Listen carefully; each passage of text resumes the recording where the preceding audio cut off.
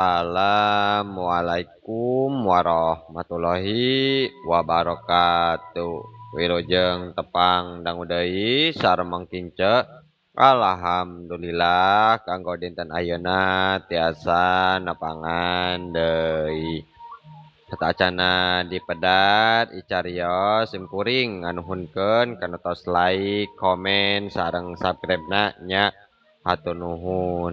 Atuh di mana wae ayana mugia dipaparinan kasehatan sareng digampilkeun dina milari rezekina amin.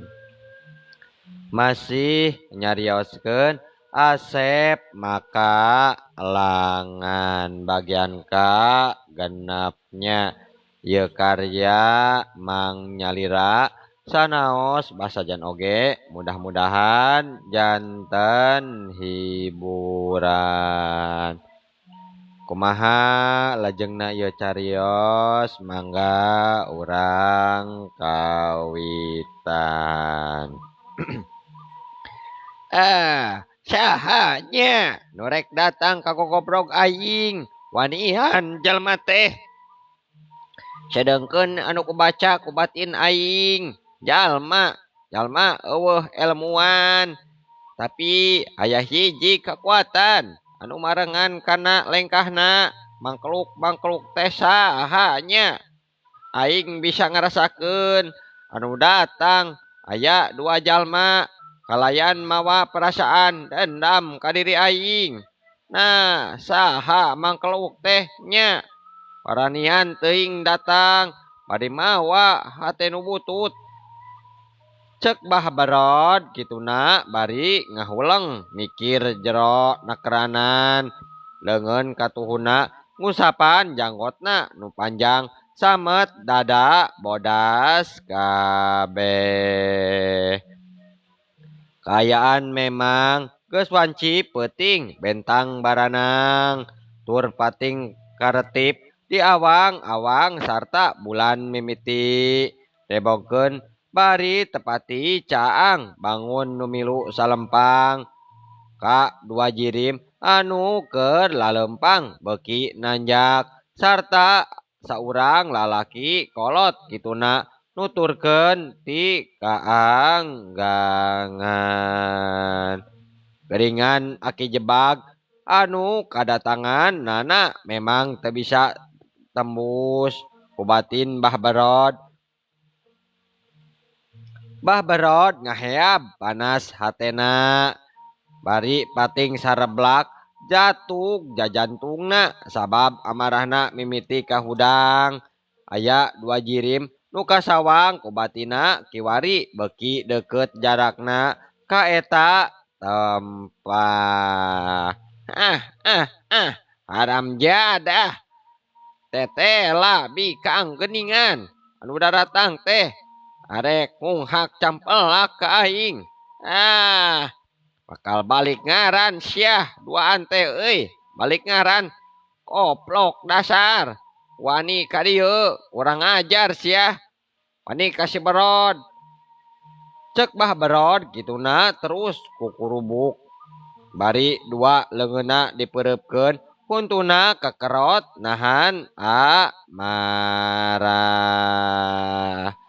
sarta telila rongheap nyeuis jeung nyecin parucung hul di jalan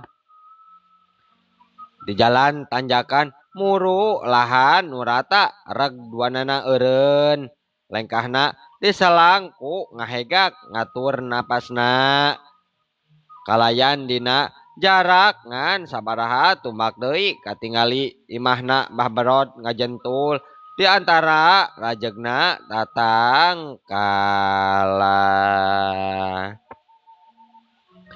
Tuh suku gedung gede gening tapi lumayan nanjak nanjak pisan ieu teh jalanna nyai.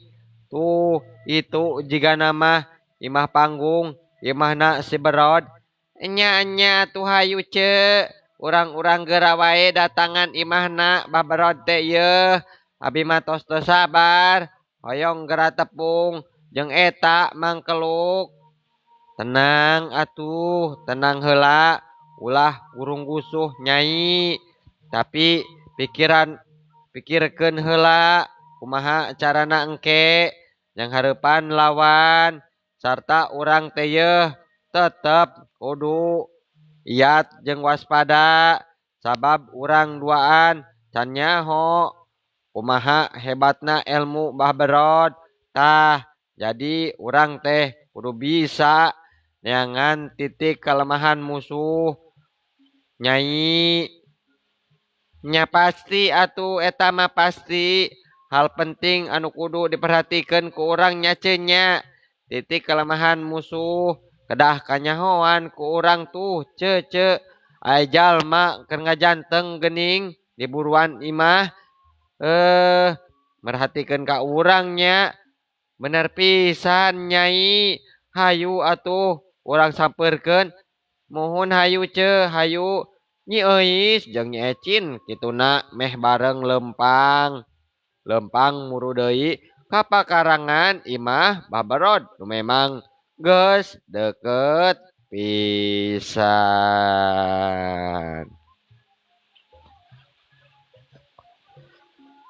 Nya Nyi Euis jeung Nyi Ecin srog nepi hate masing-masing pada ratug sabab akhirna ditepungkeun jeung musuh tur tebudu dumawa rada sieun oge waktu nempo beungeut Mbah Berod nu memang pikasieunneun bibirna nyingsat sabelah tarangna nongnong sakede bal. Itu pisan ciri-ciri nu disebutkeun ku Nyi Mai. Sedengkeun Mbah Berod kadenge manehna ngagalak-gak seuri kituna bari neuteup kanu anyar datang bari keur nangtung mencerong ka hareupeun. Nah. Saha maraneh duaan teh heuh? Daratang teu diondang bari bikang-bikang kabeh ieu teh. Jeung mawa niat teu hate sia mah. Niat teu hade. Ditahan saha maraneh teh yeuh? Daratang ka dieu teh ha? Yeuh, tepungkeun dewek si Berod. Anu keur diteteangan ku maraneh duaan. Ka dieu sia wani mah. Ceuk Mbah Berod memang kitu sifatna. Mun ka jalma nu datang mawa niat hade pasti bager. Sedengkeun pan boga niat goreng mah langsung nembongkeun sikep nu galak kituna. Oh maneh jalmana nu ngaran Berod teh ha? Yeuh aing teh Euis jeung ieu teh Nyi Ecin anu ngahaja datang erek nyapatkeun beungeung sia Berod. Inget keneh sia ka jalma nu ngaranna Maman anu keluargana hancur gara-gara kagoda ku pangbibita sia ha? Pajarkeun bakal beunghar ka siluman anu justru mah malah ngahancurkeun kahirupanana. Jeung sia bisi hayang nyaho. Yeuh aing teh adi pamajikanana Kang Maman deuleu ngahaja datang arek balitungan ka sia. Lanceuk aing teh maot gara-gara sia ngarti teu sia Berod. Ceuk Nyi Euis kituna. Langsung lak-lak dasar ka Mbah Berod bari tutunjuk saeutik ge hatena teu ngarasa seber atawa sieun ku Mbah Berod. Atuh puguh Mbah Berod langsung ngaranjug sabab ujug-ujug dicarekan kitu ku jalma. Malah Nyi Ecin oge kotka nyelengkeung terus mencerong wae. Mencerong ka Nyi Euis nu memang wanian jeung nyarekan ka Mbah Berod.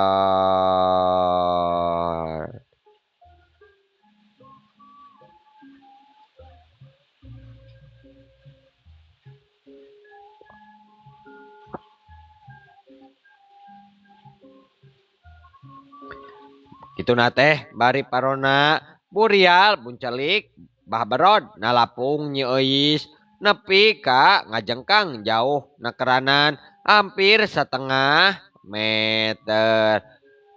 Seak wae jekuk nyeuis. Aduh, aduh, nyeuis ngagero kaget jeung nyeri awakna. Mungguh asa lalinu tiga debut kana taneuh ongkoh di talapung. Tapi nyeuis gancang hudang bari terus nyabut bedogna. Nu masih nyelap dina baju bilikna sarta dipesat tina sarangkana. Sarangkana mah dibalangkeun wae sedengkeun nyecin harita keur ditalek kumah barod semu ditangtang kituna. Kumaha ieu teh? Hayang ngalaman kawas batur maneh kitu ha? Lurus onjong sia. Sor ka dieu. Aju sia kunyuk. Nyi Ecin timbul kawanina kituna demi ngabela lanceuk. Bedog anu nyelap dina bajulik bajuna teh langsung wae dipesat tina sarang kana. Maneh montong sombong deuleuh hah berod aing sarua datang ka dieu sabab cemai nu jadi lanceuk aing geus jadi korban tipu muslihat sia berod. Jadi yeuh tarimakeun nasib anu bakal tumiba ka maneh. Sor geurah maju sia laing kunyuk. Adi bener mah heueuh boga niat hayang balitungan jeung dewek jeung bisa demi ngabela lanceuk sia anu bodoh lancuk sia teh lanceuk sia mah bodoh bet hayang beunghar kadon menta kasiluman deuleuh setan sia setan aki-aki rasakeun ieu kituna teh langsung ngajeleng bedog pating gurilap kiuk wae langsung narajang bari ngahembatkeun bedog nu seukeut bari ngagurilap tanaga nyecin memang lumayan bedas daharita oge bedog nu dihembatkeun ngahiung bangbaraan tandanding metakeun sina.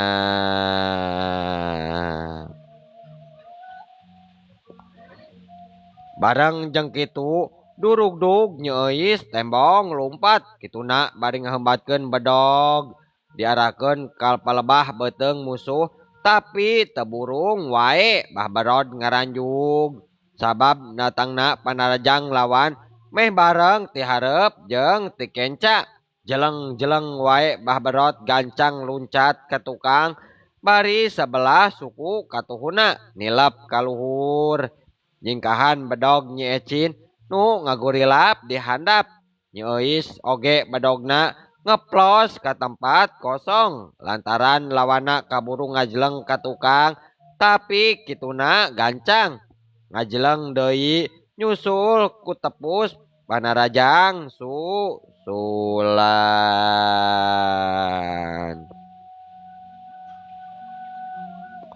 Bedog nyeuis ngagurilap katojok ku sinar bulan sapotong di awang-awang ngarah kana beheung lawang hiuk gurilap wae kapaksa bah berod ayeuna mah ngajengkangkeun sorangan jengkang wae gorentel awakna bari ngagorentel ke kenca nyingkahan sabetan bedog lawan sarta males narajang suku katuhuna nejeh kana bitis lawan atuh tumerapna ka nyeuis galeong wae gobut namru gitu. Aduh kurang ajar sia berod nyeuis kituna langsung lubuh nyangigir bedogna lepas tina cekelanana bari kadenge ngagero nahan ka nyeri bitisna asalinu alatan dibetur ku suku musuh.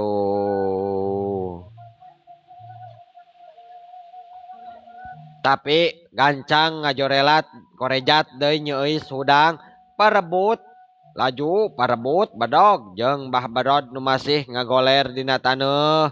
Nya nyecin kadenge ngagero tarik bangsana Rajang lawan ti tukang kituna teh nyabetkeun bedog kana tonggong lawan. Mbah Barod memang teka buru nyingkahan Panarajang sabab manehna keur fokus ngarebut bedog jeung Nyi Euis malah jeung silih pepeg silih tenggel. Nya geus kitu mah kabeunangan Mbah Barod bangkieung terus nyolontod ka gigir bari ngahegag ngatur napasna sarta ngarasakeun kanyeri dina tonggongna nu tatu ngabijilkeun getih maseuhan kana baju. Aduh, kurang ajar sia. Ngabohongan kaing, ngabogohan. Kurang ajar sia, bikang-bikang teh ha.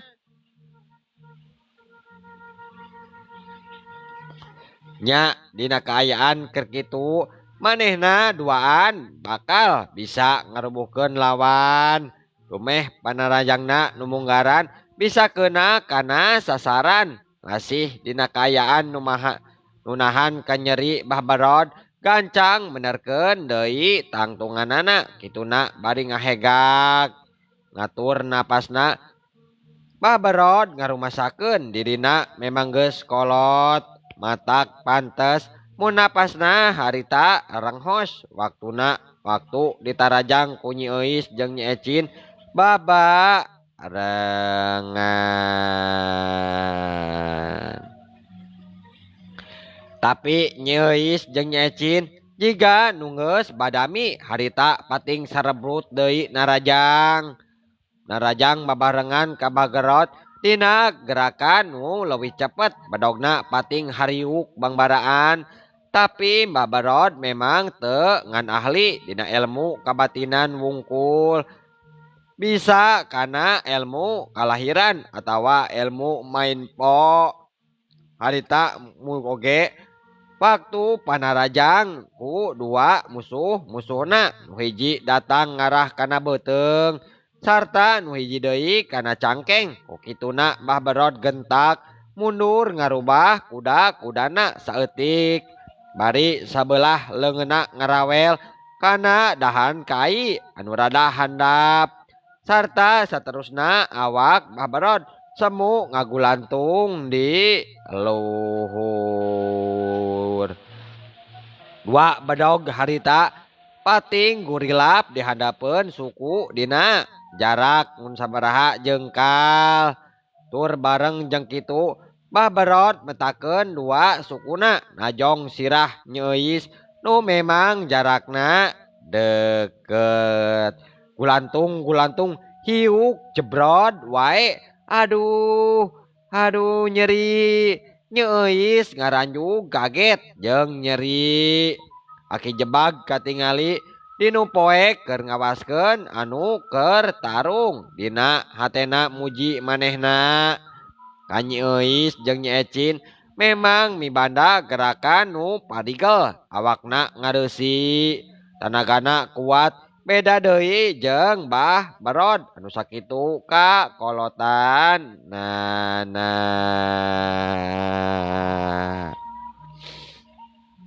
Tapi leuwih ti eta aki jebag kaget jeung ngageter hatena sabab di antara beungeutna Mbah Barod memang katingali Barod aya betkeuretan beungeut anu teu asing pikeun dirina. Oh, jiga silam sijan keureut beungetan beungeutna geuning si Barod teh. Oh, aya cirina hideung di luhur panonna. Oh, dina dedeganana deui. Bener, si Barod ieu mah. Cek aki jebag kituna nginget-nginget kajadian bangsa baheula teu poho deui sanajan jalma teh geus welasan taun teu tepung.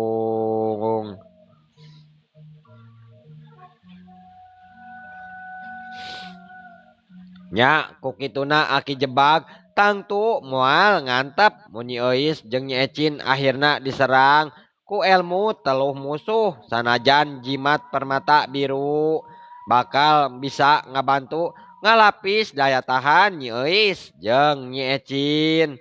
Sedangkeun Nyi Ecin jeung Nyi Euis katingali sayaga diri deui bari ngahurup Bah Barod kalayan hate pada reueus tur bagja sabab saeutik gedena geus bisa ngadeseh lawana. Berod paeh siah ayeuna mah rasakeun siah hiat wae Nyi Euis katingali pangheulana nyebut narajang ka Bah Barod nu harita karek mancukeun deui tangtunganana. Kituna disusul ku Nyi Ecin nu sarua garang tindakan nana. Jeung wae manehna ngarti kana kaayaan lawan tematak temere waktu jeung kasempatan pikeun mapatkeun jampe ilmu teluhna tur bae disereg dirangseg ku panarajang susulan. Jeung deui meureun pangaruh jimat nu dibawa bisa ngalapis daya tahan badan manehna sakaligus nambahan bedas tanaga hiuk bedog Nyi Ecin pating gurilap ngarah kana pingping katuhu datangda mungguh cepet nakeranan sebrut wae ngagabres. Aduh kulang ajal sia kabongohan kaing cek Bah Barod kadenge ngagero sabab sukuna ayeuna nu kabeunangan tapi Bah Barod teu narima serangan lawan mungkul sabab waktu bedog Nyi Ecin nyabat kana pingpingna jadi ngagero tarik sabab Nyi Ecin masih rada daku dihareupeun langsung dijambak buuhna ku Bah Barod atuh daek teu daek Nyi Ecin ngagero tarik lantaran peureus buuk dijambah musuhna. Haduh kurang ajar siah Barod nanahaon siah buuk aing teh Nyi Euis ningali Nyi Ecin ngajerit buuk panjangna dijambak musuh kituna gentak luncat metakeun bedog pikeun ngalap pigeulang leungeun ngan atuh orokaya anu kasabet lain leungeun Bah Barod kadon buukna Nyi Ecin anu sabaraha lambar jadi rampung kacokot ku Bah Barod.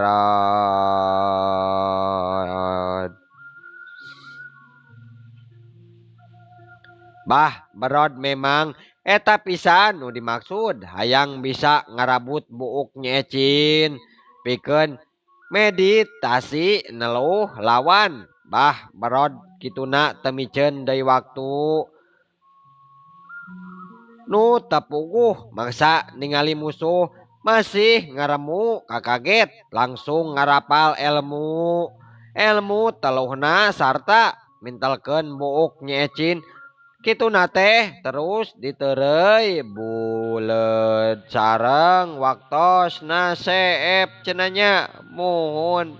Aduh insyaallah enjing atanapi pageto tiasa dilajengkeun deui dina seri ka-7 nya mangking ce ngaturkeun wabillahi taufik wal hidayah. Wassalamualaikum warahmatullahi wabarakatuh.